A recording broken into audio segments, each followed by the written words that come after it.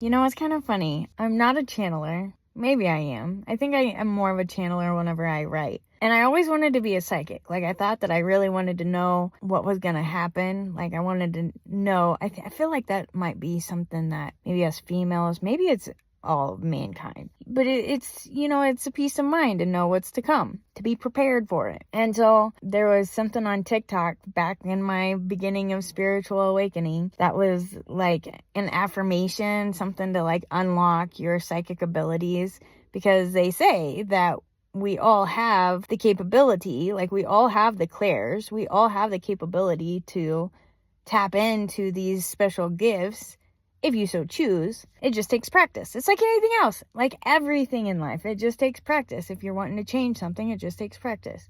And so I tried that. I did the affirmations in the morning. I had it attached to my mirror. And I don't know if I actually am. I definitely stopped practicing. So whatever level that I did get to, it's kind of like a teaser. It's that point where, and I kind of ignore it now, but for a while I would get these awarenesses. I would get these little hints of different things. Being a barber, I've got people coming into my chair all the time, and they all have their own stories, or just like different signs that would come about too. I've also learned that I'm not fully aware of who the sign is for, or what the sign means, what this premonition is entailing, because like I said, I stopped practicing. I don't even know. Like, it was off of a 30-second video, so there wasn't much depth to what you're supposed to do with the rest of it. So I mean, in some aspects it's just like I dipped a toe in and I have a little bit of an understanding.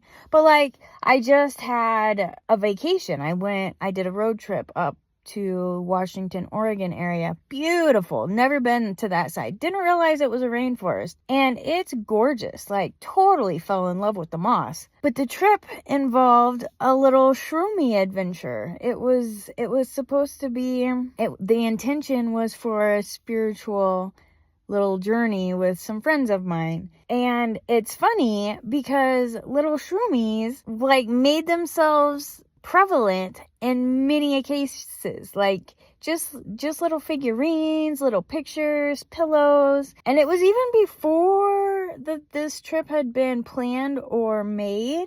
All these little shroomies decided to make themselves become present in my awareness. And so, once the trip was actually planned, it was like, well, this has got to mean something. Like, I wouldn't have been breadcrumbed along to this experience. So it's got to be a big deal, right? Not as big of a deal as one would hope. It's interesting because, well, now that I'm reflecting back on the experience, the whole trip, it was awesome. It was really good, but it wasn't like anything over the top. It wasn't anything super crazy. I think for me, I have been so focused on the external, like everything out, in the world, life itself outside of the world, that whenever I think of exciting or big event, it almost needs to be like fireworks. It needs to be a big show, something on the external that's exciting. And I believe this trip was more of an internal excitement. There was instances where I found and I learned, and I was communicating with different people that I don't typically communicate with. And it was interesting, now that I'm thinking about it, the different qualities that they had that I would like to obtain. I would not be mad to be more of a go-getter rather than a preparer. One of the guys was definitely a doer. Like, once he got an idea in his head, he went off and did it. And it was interesting because there was multiple women, and then him, and all the women there were pretty much on the same page of like, oh, like, need to figure it out, need to think on it, need to be a planner. And I don't know if that's just a lady thing, if it's because we've been so conditioned all of our lives to always be worried. I mean, there's guys that are worried too.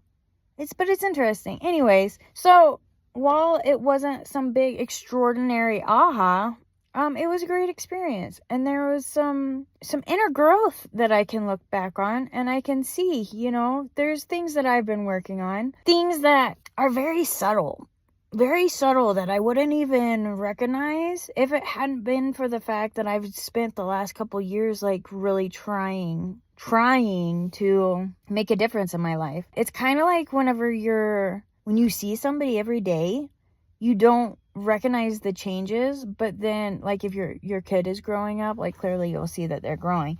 But it's whenever the aunt or the friend comes that hasn't been around for a few years, and they're like, holy shit, like time didn't stand still, like you've grown. It's kind of like that, except for on the internal. Like there's, even yesterday I wasn't able to make a video. I was busy at the shop and I was wore out. I totally could have, but us ladies, the last thing I wanted to do was put more makeup on once I got home just to wash it all off. So we didn't. But even yesterday, there was multiple instances where I reflected back that night and realized that, yeah, I've come a long way from where I used to be.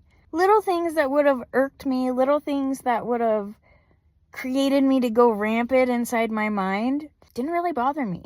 My first client was at 11:30, and I always try to leave the house 30 minutes before. And I was so proud of myself. I was Pinocchioing along, getting around.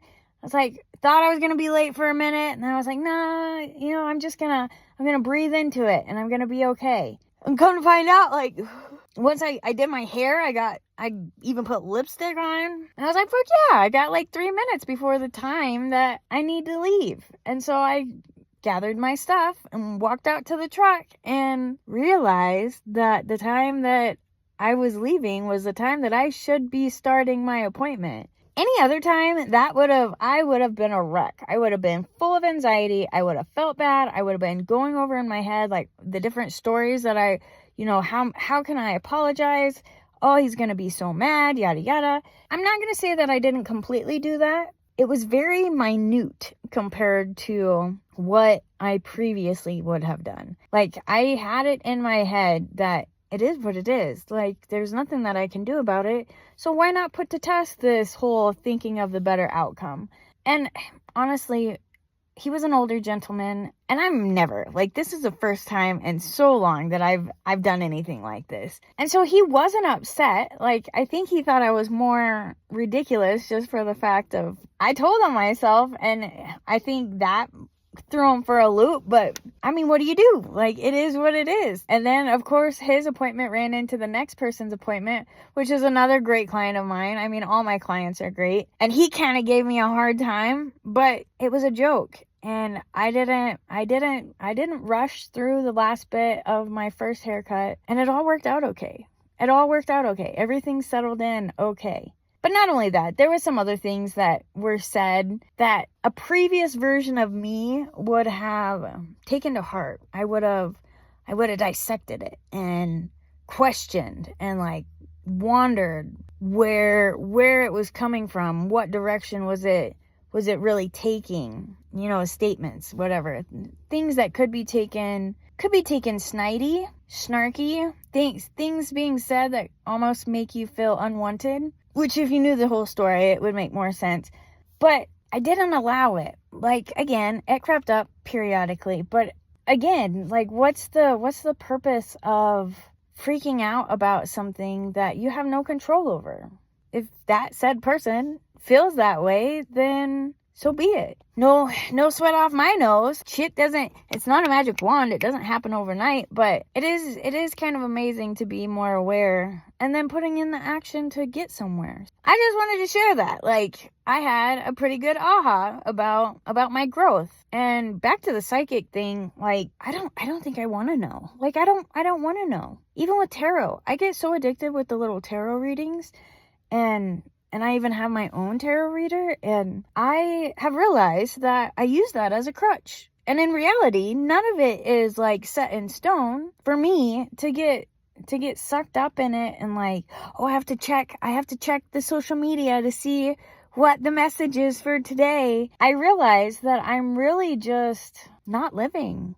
I'm waiting for somebody to tell me what to do. Maybe it's that public school conditioning. I'm just waiting for someone to tell me what to do. Even in regular life, like I have all the freedom in the world. I might not have all the money in the world, but I have all the freedom in the world, and I catch myself, and I don't allow myself to do things because of whatever reason. Because of I don't know. Because of previous stories, because of previous limitations that other people have set on me or set on themselves in my environment. It's interesting. And it's kind of sad. We are in freedom. Like, we have the freedom to make the choices to do whatever we want.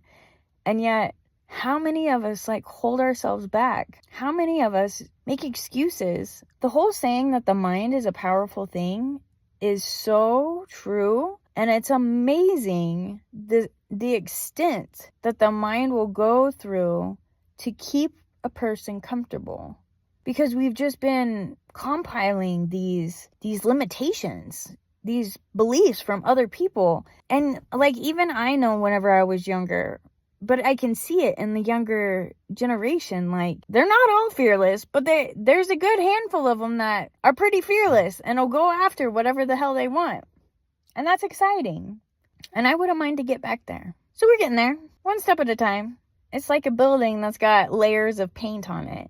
You just want to keep scraping, and every time you scrape, you just keep getting a different color. That country song, Paint the Town Green, it's an old song. Either way, it just came to my head. So, green, the heart chakra. So much love to you all. Either way, thanks for bearing with me.